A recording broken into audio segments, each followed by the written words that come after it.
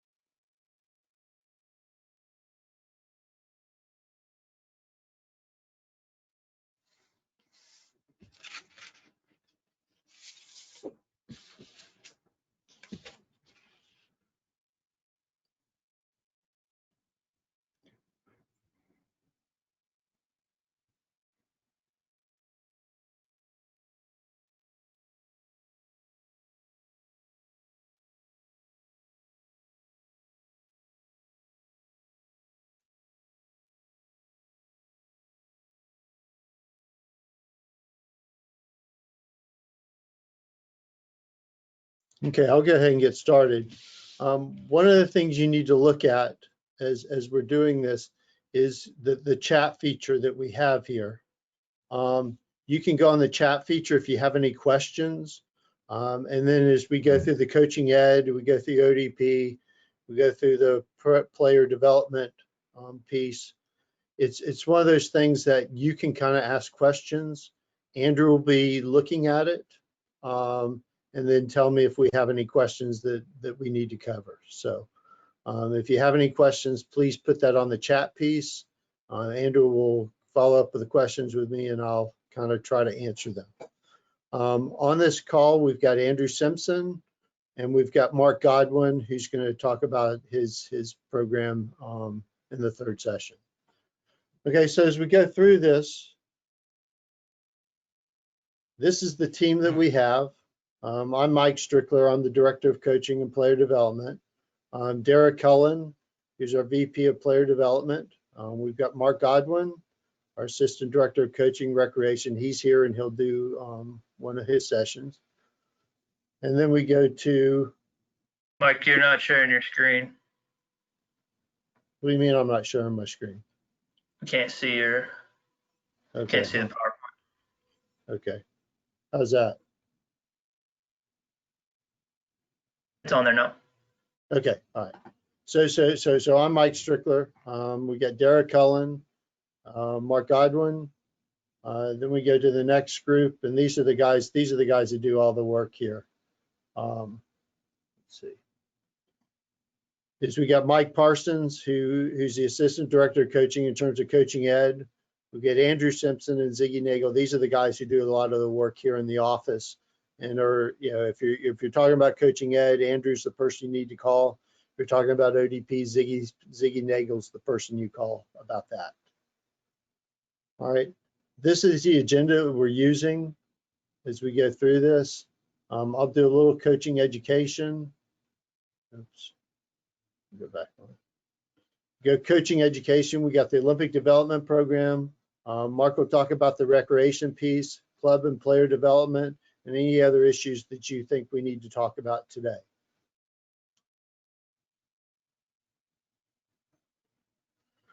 All right, this is the coaching education. We got the grassroots license, we got the D license, the C license, the United Soccer Coaches Diploma, and we'll kind of go through each of those. This is the grassroots license that we have. We've got the online course, which is basically $25. They want to go onto the license and do that, they can do that. The in-person license, it changes a little bit. It's $50 for the 4 versus 4, and then the other is $75. Because realize out of that, we have to pay $25 to the federation for each of those courses. Okay. So basically, this is what we're going to kind of look at. The 2-hour classroom lecture is now virtual. So we will do that online. So for example, we got a course coming up in Auburndale. I'll kind of do that online first. So we'll do both the introduction pieces, and then we'll do a 2-hour field session on site.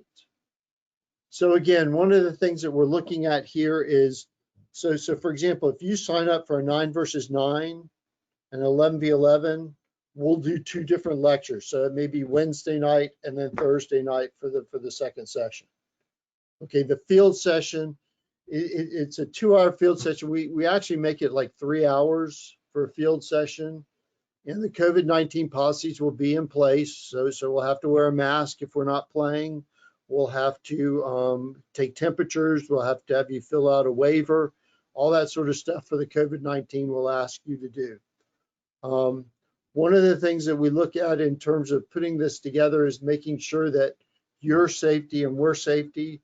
And then when we're playing, we have to realize we're not using youth players right now. Okay, so if we're having you come in, be prepared to play.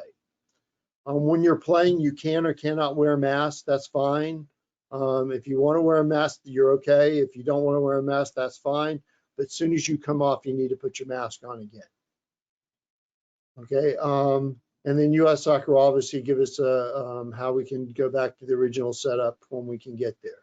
But right now, 11v11 or any of those 4 versus 4, 7v7, 9v9, 11v11, we'll do that in person or on a virtual session on a weeknight, and it typically has to be between 7 days before the course. We typically like to make them less than 5 days, and then we'll go to the field that weekend, either a Saturday or Sunday, and we'll do a 3-hour session. So typically we'll do that in the morning.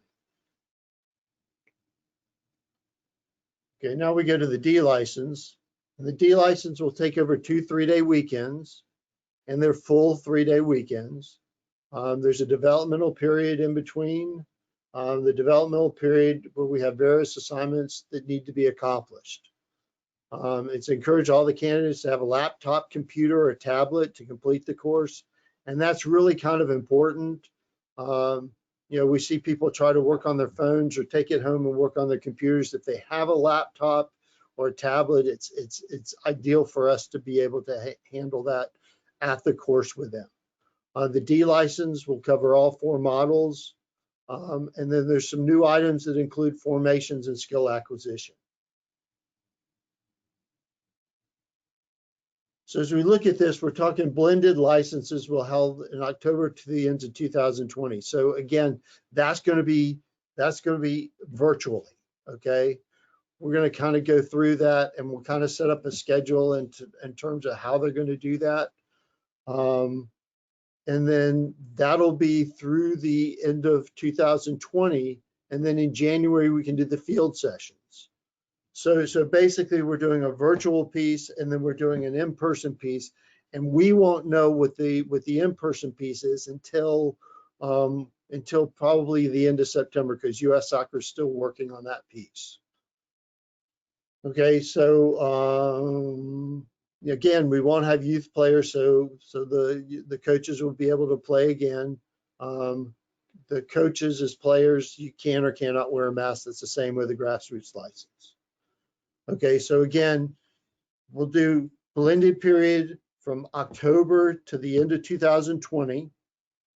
Okay, and then after 2020, when we go back to, when we can maybe get back on the field, that's when we'll do a field session as well. Okay, so we'll kind of go through that as we move on. Okay, the C license, we'll hold 3 C licenses in Florida. One's in Jacksonville, one's in Palm Beach, and one's in IMG. So what you have to realize with these courses is we're looking to see, you know, the Jacksonville course is being held virtually.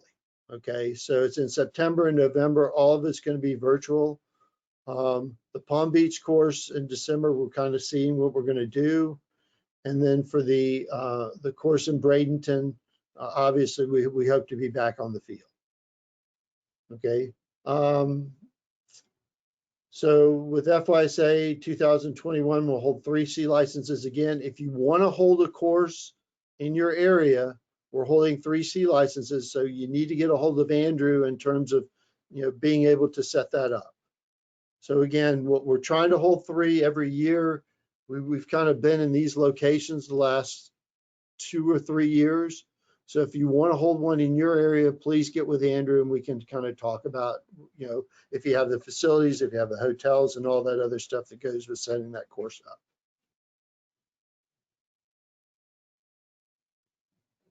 Okay, and then one of the things we did in January is we signed a letter with United Soccer Coaches. And then what they've got is they've got a different set of licenses for 4 versus 4, 7v7 and a 9v9, and 11v11. So they're more like the US youth modules. Okay, so if you're wanting to take a module, realize that this won't help you with the US soccer pathway, but it's something that you can kind of take and let your coaches go through. They're not as lengthy, but it's something that I think we'll have some people that can kind of accomplish that. Now the other piece is we have the National Youth License, which kind of pair with this. So basically you can take these modules to get in the National Youth License. Then we have the goalkeeping level 1, 2, and 3, and then the special topic, and special topics we'll kind of talk about later. So the goalkeeper 1, 2, and 3, if we look at the prices, the 4 versus 4 is $30. The 7v7, 9v9, 11v11 is $40. And the 11v, I'm sorry, the 7v7, the 9v9, 11v11 are $40. The goalkeeping licenses, whether it's 1, 2, or 3, depends. If it's 1, it's $50. If it's a 3, it's $100. The National Youth License typically is about $600, and the special topics is about $50. Okay, we have not held any of these courses yet because again, we signed it in January. So as we go through this, it'll be something that we'll put into place, but we really haven't held much of those at this time. Andrew, do we have any questions? Nope. Okay. All right, let's go into the ODP program. So we go to the ODP program, and this is what we have. This is what we're going to kind of look at. We'll look at the trials, the pool, team, and events training, talk about the MLS ODP partnership. We've got a international partner in Benfica in Portugal. We'll look at, kind of where we come from. What players are playing in pro and what players are playing on the national teams. And it's so then we get into the Region 3 teams and we'll kind of show you how we did with that. Okay, so we go to the trials, and this is the trial schedule we have set up right now. Again, we're dealing with the COVID-19 as we go through this, so it's not like these trials, we feel like they're going to go on, but we have to understand that the players themselves will have to come in. They'll do a COVID-19 test. We'll take their temperature. We'll make sure they have masks. And we'll play. Now, again, it'll be different into how we do this, but I think as we look at this, we're saying that, the players, when they're playing, they don't have to wear a mask, but when they're come off, they have to have the mask on, and then we'll kind of spread out. The parents will not be allowed into the area that they're training in. Okay, so this is kind of a little different. We usually let the parents come in and kind of watch it from one side of the field. We can't have them do that now with the pandemic. Once the pandemic's over, then we can kind of go back to the original plan. But right now, this is how we're running the trials. We've already run two training centers where we've put those ideas into place. And we've had a few issues, and more it's a matter of getting the kids comfortable with what they're doing. As they're playing, they've got their mask, they don't have their mask on, but when they come off, they have to have their mask on. And then we have to keep the socially distanced, and that's one of the issues that we have to deal with. We'll have a trial, we have a pool training this weekend where we'll run the same sort of stuff where we kind of, clean off the balls, we'll kind of clean off the goals. They'll have a penny that they use. and they'll be able to take that with them. But again, that's something that we kind of go through with the trials, and even with the pool training and the other events. That's what we're having. Okay. Now we go to the pool training events, and this is our pool training. Okay. Notice that we have events in February and in June. We don't have any other events because right now we're trying to figure out what this pandemic's going to do and what's going to allow us to travel and kind of, where can we go? So this is our pool training. This is our team training. And to be real honest, this is where most of our development occurs. But as we move forward, I think that's something that we'll kind of look at as we go. And again, if we'll add more events if that happens. Okay. So we do have an event in February that's in California, and then we go back here in June in Lake Myrtle. And then you have to realize that Florida Youth Soccer's Olympic Development Program is probably, I mean, we'll look at it. It's number one in the South. And then we have to go out and find teams that we can play. So again, us traveling to California in February, we'll see if that happens. But again, that's the sort of things that we've got to do. We can't just go into Alabama. We can't go into Mississippi with our teams. We like to go into the bigger states. So maybe Georgia, maybe North Carolina, maybe South Texas. And one of the things is we're trying to put together those plans with the states that we can play with. Okay. Now we go on. This is the new collaboration, and we've kind of been working on this for about 2-3 years. This is something that U.S. Youth has worked with the MLS on, and I was able to get a few of the meetings. But one of the things we have to look at is again, it's a full collaboration of a nationwide scouting network. Okay, that's what the MLS wants. Okay, so we're going to kind of do that. One of the things that we're talking about with the different clubs in the state, so we're talking with Inter Miami, we're talking with Orlando United, is being able to kind of play some of their teams as we move through this, to see where our players are, where they think that are there some of the players that they'll look at and bring in. So that's kind of what we're doing. That and we want to have them in our events to be able to scout the players so they can bring them in on their own. Okay, there's no cost for selected players to attend events. So we had an event in October. It's been canceled, but typically those players, when they get there, they could go into the event and it's no cost. Now they've got to get there, but that's what they're looking for. We're not adding any cost to that, and the MLS is putting the teams up with that. Okay, so we get a high level of competition. We'll have the GA programming, which is again, our players will be invited into those events. And again, us being number one in the South, I think a lot of our players will be invited into some of those events. High level ODP coaching, looking to be scouted for regional and national events. That's what we'll be doing in state. And again, the scheduling is tailored for college recruiting. So again, it's interesting talking with Inter Miami and talking with Orlando United. We really haven't gotten to the point where now we can do something with it. Okay, they're in a pandemic just as we are.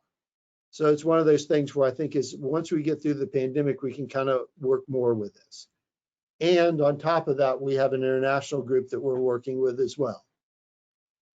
Okay. So the international trips is we're working with Benfica from Portugal.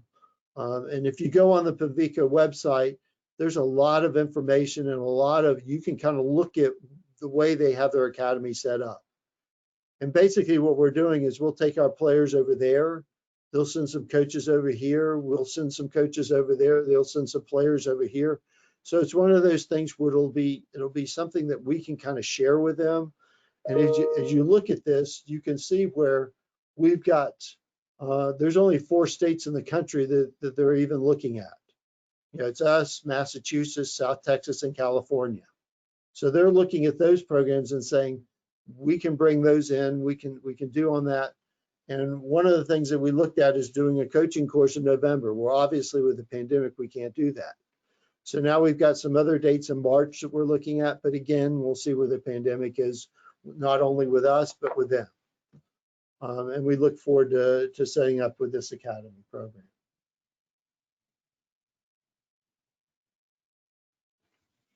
Okay, and as I've said, as we go through this, Florida is #1 in the South. These are the players that were looked at to go in the interregionals, which are happening in November at Champions Gate, which is just up the road from here. So if we look at this, we can see these are the players that have been invited because they're taking two teams in each age group. So we look at those two teams and we're getting a lot of those players into those teams. So as we kind of put that together, I think it's something that you need to realize that if you're participating with the FYSA ADP program, you got to realize you're playing with a bunch of players, and we have our processes in how we scout them, how we see them through trials, and then we go into the pool training and the team training. And then we look at also in there, we have a curriculum that we use with these players. So as we go through this, I think it's a process where we go through the pools training where we're giving them ideas. We'll even give them information at the trials. So we'll give them information at the trials, the pool, and then the team training, so that when we go to events, we've got a good team that we can kind of participate in. And then you look at this and you see this is what's happening as we go to the region level. Okay, then we go to the national team level. And these are the players that we have. These are just a couple players. Josie Altidore was down in South Florida. He played for Boca Juniors. We ended up playing him with one of our state teams, and actually we did quite well that game. And it was interesting. A bunch of those players came and talked to me afterwards and say they wanted to participate in our program. Well, unfortunately, Josie got brought up with the U17 national team as a 16-year-old, and that was, and we see what he's done now. He's done a very good career right now in Toronto. And then we got Morgan Bryan, who comes to us from actually in Georgia, in St. Simon Island in Georgia. But she played in Florida at Clay County, and I think that's where I think that she did a very good job. And the interesting thing was we call her and say, hey, can you come into this event with our region team? And she's like, no, I've got basketball. So it's interesting. Both these players played in a lot of different sports that allowed them to do better things. So as we look at that, we kind of have to look at that as, do we let players play other sports? And we can kind of make those decisions as well. So these are some of the players that are on the national teams or on a pro team. So we've got two players right now on the women's national team. Havana Salon is with the Jamaican national team. We have her. So we've got these players playing in these programs. And then we've got the youth national teams. These are the players that aren't in the pro level or the national level, but these are players that have been brought in to national events with our youth national teams. Okay. And then we got the national teams for pro. We have Jonathan Lewis, we have Josie Altidore with the men's national team right now. These are the other players that are playing. And if we want to look at what our players have done after they've gone through ODP, we really haven't done a lot of stuff with that. Because I've been here for 23 years and we can look at it and say, well, that age group, the 87 boys, that was our best age group.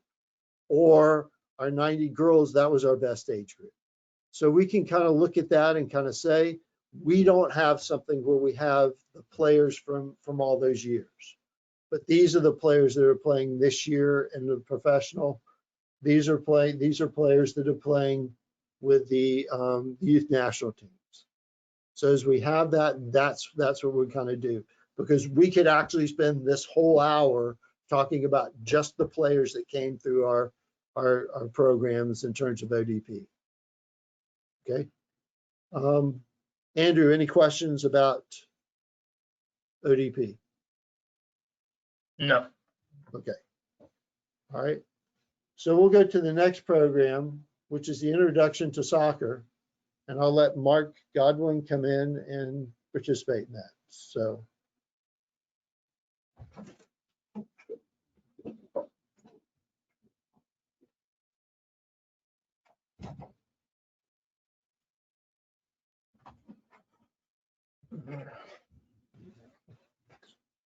This one.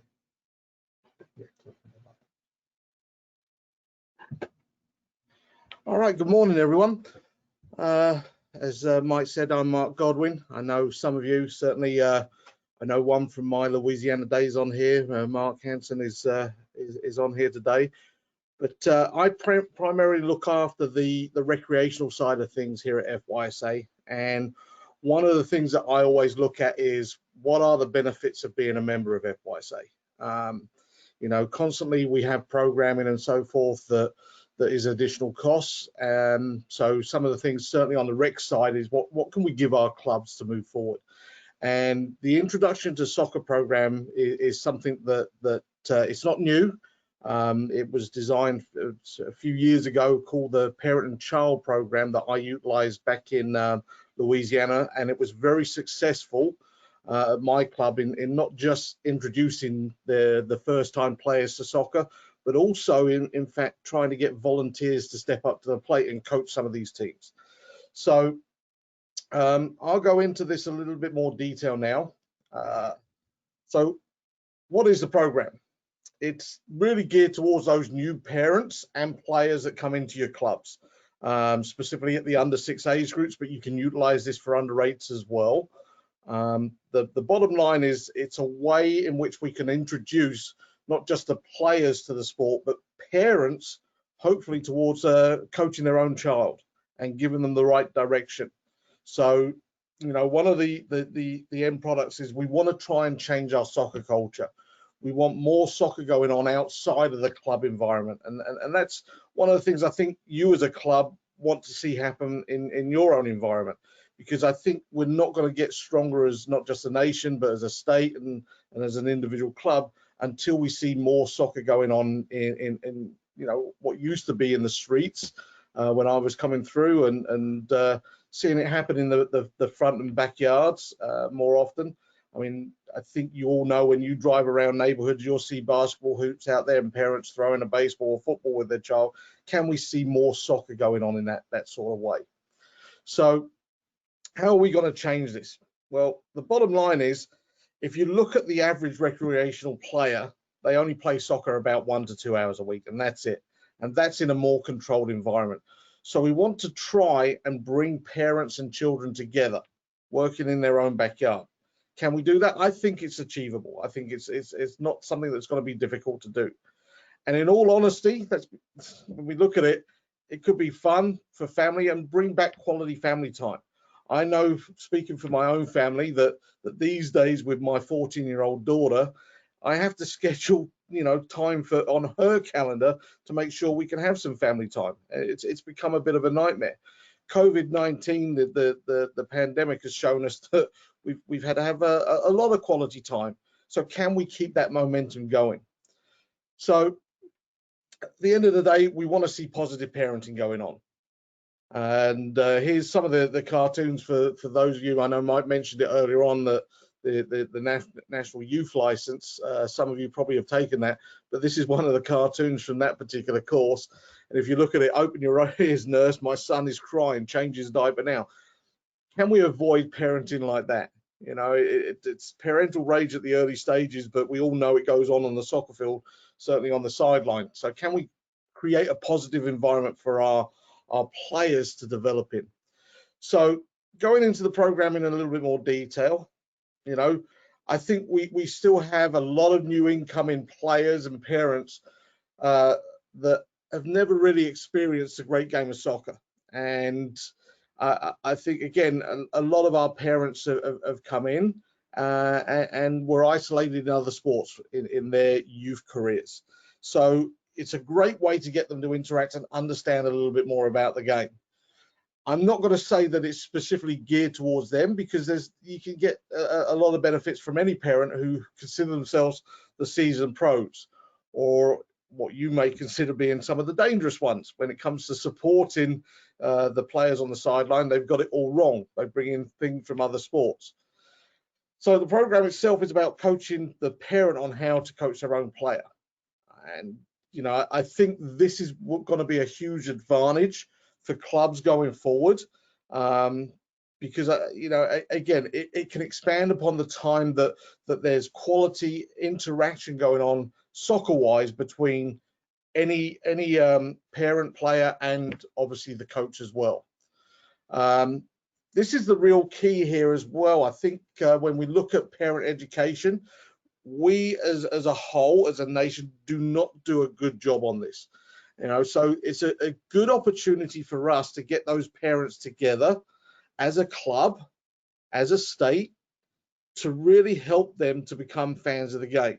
Because I think they bring the bad elements of other sports into soccer and transfer that into the sideline for supporting a soccer game. And I think we have an opportunity here to be able to enhance and correct that.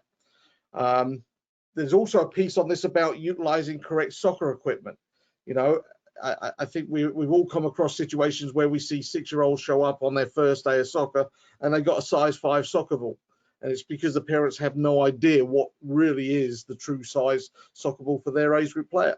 The other thing is, and I know this happens a lot, I've seen it, is some parents have those situations where they're thinking forward.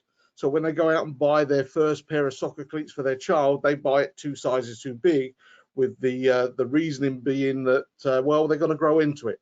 And that's, as we know, is not a great thing, because now you've got movement within the shoe, and it's going to cause friction, which ends up with being blisters and so forth. So the program itself, when we start it, basically the parents and players arrive to meet their new recreational soccer coach at your club. This is the structure of what it will look like when you host one of these at your club. So they all come in together. You could do it as part of the first game day and just change it a little bit and have this as part of that, or you can do it as a pre-season event and include a parents meeting and so forth. As those people or the players and parents arrive, the players will be taken away by, you know, as well as the volunteer coaches, by the professional coaching staff, whether it be ours, if you want us to conduct this for you, or yours, because the goal for me is to give you guys the curriculum to go out there, and if you want to use it, you can do. But they go off and work with the coaches and the players, and it's done in a fun soccer activity environment. So it's really twofold, that we can now help the coaches utilize correct forms of coaching with their own players without them having to go through a coaching course. That would obviously be the next step that we want them to do. While that's going on, the parents will work with a lead instructor, and the lead instructor will coach the parents through how to coach a simple technique. You know, at this age, you know, we could talk about passing and so forth. It's really kicking and getting the parents to work on kicking the ball in the correct manner for a 4 or 5-year-old.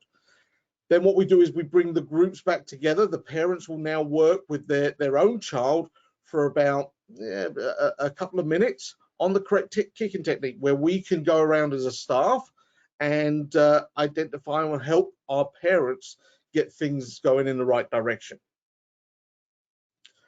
After that, players will go back out and do some more fun activities with the coaching staff, and again, we will then work on the parents on how to support the game a little bit better and give the correct sort of cheering to our players. We all know that when a child strikes a ball and it goes 20, 30 yards down the field, the parents are screaming at the top of their voices. But what they probably haven't realized is they've just kicked the ball to the opponents, or they've kicked it out of bounds, which is, you know, from our benefit, is not a great thing. So can we help educate those parents on, you know, cheering at the right time?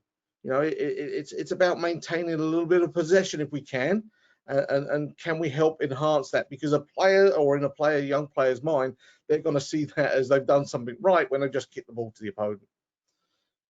And then finally, we put them into a game environment. We play a little scrimmage at the end, and we also, as a coaching staff, help the parents support that particular part of the game and trying to get it done in the right way.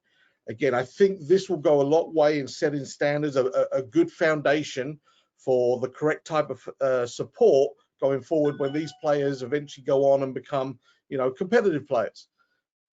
The other thing that I found out about this program is parents start to volunteer when they realize how easy the coaching side of things, and I saw huge benefits at one of the clubs I worked with up in Virginia, where we had probably, I think we were about 4,000 players total, of which 3,000 were purely, over 3,000 were recreational. We were cramming together 2 weeks before the season started, trying to find coaches for some of our teams. And when I say some of them, it was quite a few. And we get desperate. You know, we used to end up picking up the phone and calling all these parents saying, hey, you signed your kid up for soccer. We don't have a coach or it. And we put the phone down before they can respond. You know, and that's probably not the right way to do things. This method has certainly helped us. And at that particular club, we had a lot of parents. You know, it may not have happened overnight. It was a following season would step up to the plate and become coaches at the club. And we saw a great response from that. So where did the basis of the curriculum come from? Mike mentioned it earlier, and so did I. It came from the National Youth Coaching License, which became the National Youth Coaching Course. And now that particular course is run by United Soccer Coaches. And it's probably, I would say, during my time, one of the best courses that I've taken. Having gone through the old FA prelim, the full badge back with the FA, coming over to the United States and doing all the US soccer coaching licenses. This was one of my favorites. And I got more information about true coaching and why we did things. You know, usually I went out there and thought, well, I'll do this tonight. And because it worked, you know, I thought nothing of it. But this was a course that really delved into a lot about the characteristics of the different age groups, how players think at younger ages. So I got a greater understanding of what it's like working with under 6 and under 8 players, because it is so much different to working with those competitive age groups players up in the older age groups. And it's not for every coach, is it? We all know that some coaches, they don't want to coach at the younger age groups. They want to stay with the more teenage type groups of players. So giving the information that we can do is going to be beneficial moving forward. And having that understanding of what 6-year-old soccer looks like, because it is so different. When we talk about spatial awareness, it doesn't happen, does it? So true under 6 teams, they get into it. And there is nothing wrong with this type of format in a game of soccer, because they're engaged. You know, there's only one soccer ball on the field, and if you're playing 4v4, it really is, what, 7 versus 1, isn't it? Because of that one ball being out there on the field. So wherever that ball goes, you'll see the amoeba move around. And parents instinctively want to see the real game of soccer that we see on TV happening at under 6. That's, I'm sorry, it's never going to happen. So some of the things that I think is important to know, the curriculum, as I mentioned earlier, we've designed it, we've enhanced it. It wasn't new, we've enhanced it a little bit for FYSA's benefits, but we can come and conduct this for you. But what I've done is I want to make it part of the member benefits. So if you want to email me, I will share the curriculum with you. And then it's up to you. If you want to implement it, then you can do. You know, but I think this will be beneficial for you, for the clubs going forward. The other flip side of the coin, as I mentioned, we can come and conduct it for you. You can utilize FYSA bucks to do it, or we can charge a fee because we're going to have to send our staff out there. But that's what I just felt the benefit of creating the curriculum and offer it to the clubs, because a lot of you guys have the professional coaching staff. You can implement this yourself if you have the material. The other thing that I think is great is it's a good way to give your club an identity. A lot of parents know about clubs, but they don't really know what your true identity is. What part of the picture are you trying to share with them? You know, and for the young players, yeah, a lot of times I go and talk to groups on the recreational side at clubs, and I ask them, well, who do you play for? And their response could be something like, oh, the Cotton Candy Girls. They have no idea that they play for Auburndale Soccer Club or Jacksonville Football Club or whatever it may be. You know, they just know that small piece of the puzzle. So it could help create a true identity for your club as well by getting out there and sharing this right from the start.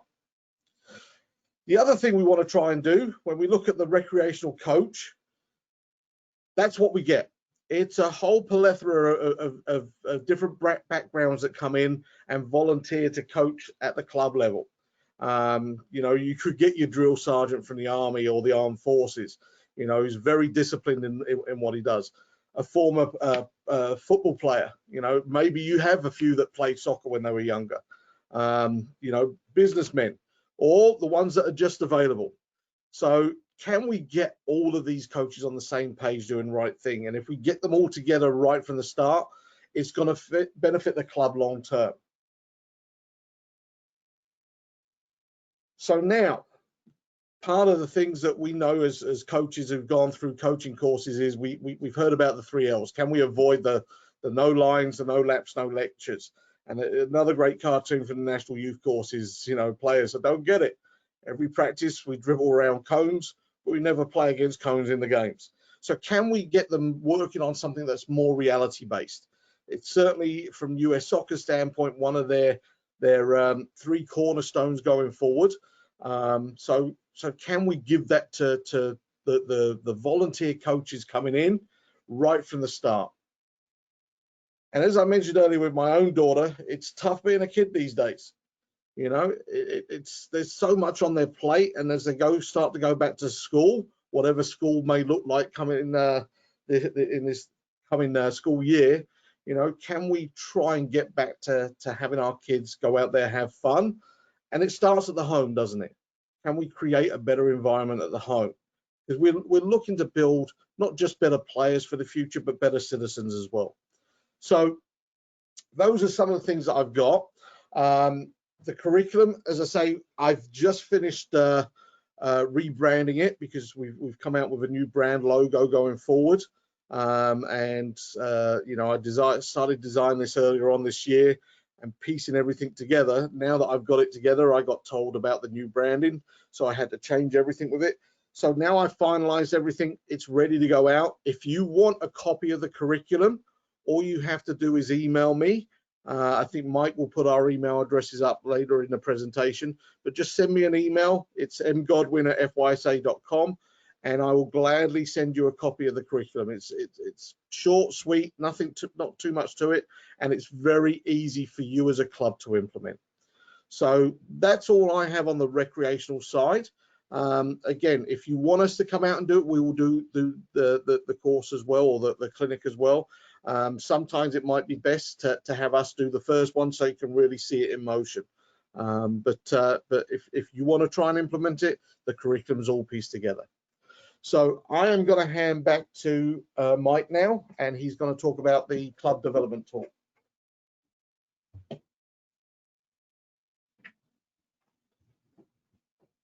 All right, so we've got the information from Mark. Now we're going to go through and we're going to talk a little bit about the club development tool. And really, this club development tool is basically something that US Soccer put out with their technical staff.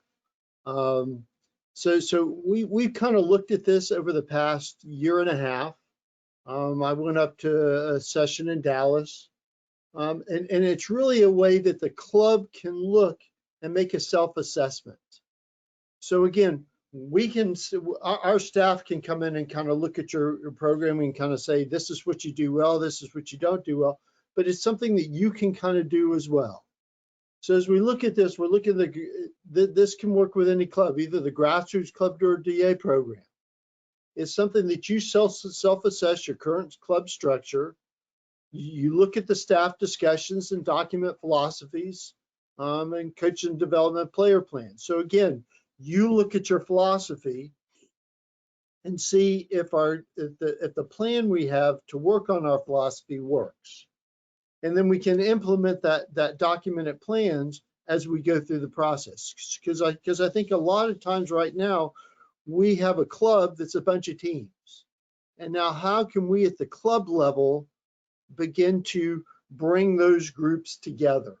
And I think it's really, really important that we look at, not only what our club philosophy is. In fact, I'll ask you what your club philosophy is. And again, if you don't know it, then we need to have that part of it. So as we go through this, we look at the performance environment. So these are the performance environments: the club, the soccer, the players, the development, the talent ID, the staffing, integration, club environment, evaluation, high performance, facilities administration. These are all the things that we look at, and these are just some of the issues that we see in there.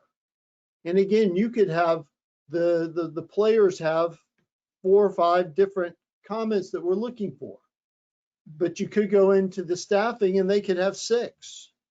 So we have that staff put in, and it's something that we've looked at as an FYSA coaching committee, because right now this is what we kind of look at. So we look at this: what kind of clubs do we have? Do we have the DCA, the ECNL teams, or do we have the Region Cup in-house teams? And maybe this could be an A to E type situation, in terms of maybe this is higher level than my team is, or maybe it could go here, so it'd be the other way. So as we go through that, we think that's something that we can kind of look at and decide what kind of club are we, and what kind of club do we want to be. If I'm a club C, do I want to be a club A? And it's something that we're in the process with ODP and looking at our players, and we're promoting them to the MLS. So we're glad when our players go to the MLS. So if I'm a club C team, do I try to make my team better, or do I now work with some of the club A's and say, well, maybe you want some of our players, and then work with those clubs? But see, that's kind of, again, that's a bit of a project that we've kind of got to look at, and say, well, my club's better than your club, and that club's better than my club. We don't necessarily need to do that. So again, this is something that we kind of look at. We go to the coaching committee, and this is kind of what the coaching committee kind of worked at. It's a self-evaluation of your club program. We're not coming in to evaluate your program. We're coming in to let you self-evaluate your program and where they can kind of be. Can we pilot this with some of the other clubs? And we will. We would have had it all out already, but unfortunately we've had the pandemic, so we've kind of had to put a hold on this. But basically what we want to do is anybody who's having a grassroots license, we're going to kind of take them as a pilot and say, hey, can we work with this with your club and see where we can go with this? So I think that's something that as we move forward on, I think that's the way that we kind of started out. And then we'll have a plan together that we can give to anyone that they can implement within their state. Okay, so you have to understand that we've dealt with a pandemic, but now where do we go from here? And then we'll also provide a survey to the clubs moving forward to see what works and what doesn't work with your club, and what can you improve, and what really you think doesn't need to be improved. So I think that's the sort of things we're looking with our clubs. Again, this is something we have prepared, ready to send out. We just haven't presented it yet, just because of the pandemic. We can't get out and work with different clubs. So once we can get this together, I think that would help. And then this is our coaching committee. This is the coaching committee that we have right now in Florida. These are the participants in that group. And we actually worked quite well in terms of setting this up. And as soon as we get beyond this pandemic, I think we'll be able to kind of work with this club coaching tool. Okay, so I'm going to go back to the first part of this and kind of give you, let's see. As I told Mark, I'd get back to that at the first part. And we'll keep moving back. And we'll move back.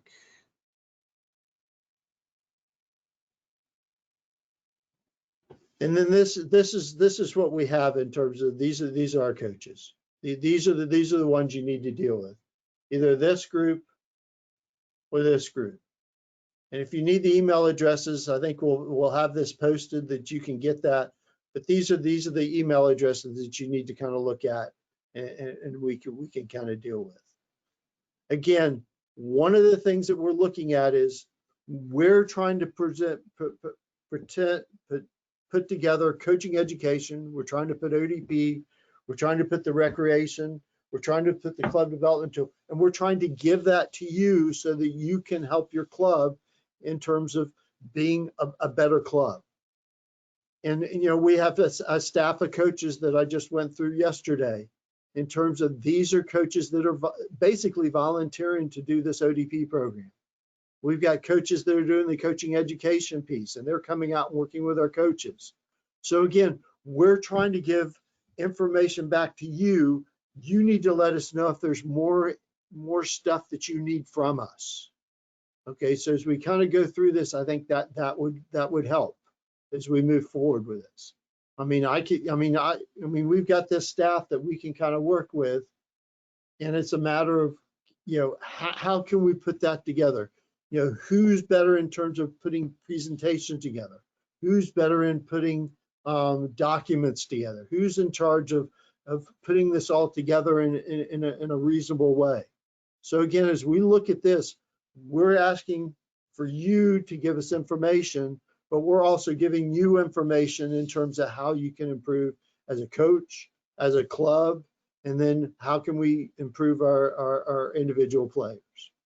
So I want to thank you for being on this, and we'll move on. So again, if there's any questions, please feel free to email me, and I'll put my email address up there again. If you got any questions about Mark Godwin, there's his number. And then if you got Derek Ellen, he's the guy in charge. He's the board person over us. And we've kind of worked through some of this program with themselves. So Andrew, do you have any questions?